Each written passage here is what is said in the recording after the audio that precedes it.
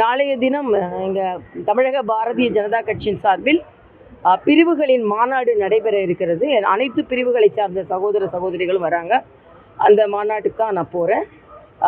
தமிழகத்தில் பாரதிய ஜனதா கட்சி அதிமுக கூட்டணியோடு தேசிய ஜனநாயக கூட்டணி மிகப்பெரிய வெற்றியை பெறுவதற்கு தான் 2026 மிகப்பெரிய வெற்றியை பெறும் என்பதுதான் எனது பிரார்த்தனை. அதை நோக்கி தான் நாங்கள் சென்று கொண்டு இருக்கிறோம். ஏன்னா தமிழகத்தை பொறுத்த மட்டும் திராவிட முன்னேற்ற கழக ஆட்சி மிக மிக மோசமாக இருக்கிறது. சட்டம் ஒழுங்கு மிக மோசமாக இருக்கிறது. அவங்க இளைய அரசருக்கு முடிசூடி கொண்டாடி கொண்டு இருக்கிறார்கள், அவ்வளவுதான்.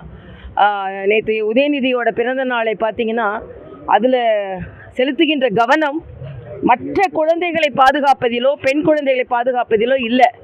ஸோ வாரிசு அரசியலுக்கு ஒரு முற்றுப்புள்ளி வைக்க வேண்டும். அதனால் தமிழகத்தில் தேசிய ஜனநாயக கூட்டணி வெற்றி பெறும். அதே சமயத்தில் அப்பாவு போன்றவர்கள் கூட மிக மிக தவறாக பேசுகிறார்கள். அவர் ஒரு நடுநிலையாளராக இருக்க வேண்டியவர். மரியாதைக்குரிய ஆளுநரை பற்றி அவர்கள் பேசியதெல்லாம் வன்மையாக கண்டிக்கத்தக்கது. உங்களுக்கு கருத்து வேறுபாடு இருந்ததுன்னா கருத்தை நீங்கள் சொல்லுங்கள். அதுக்கு வார்த்தைகளை தவறாக பயன்படுத்தக்கூடாது என்பதும் எனது கருத்தாக இருக்கிறது. தமிழகத்தில் இன்னும் திராவிட முன்னேற்ற கழகம் ஒரு நாகரிகமான அரசியலை முன்னெடுத்து செல்ல வேண்டும் என்று நான் கேட்டுக்கொள்கிறேன்.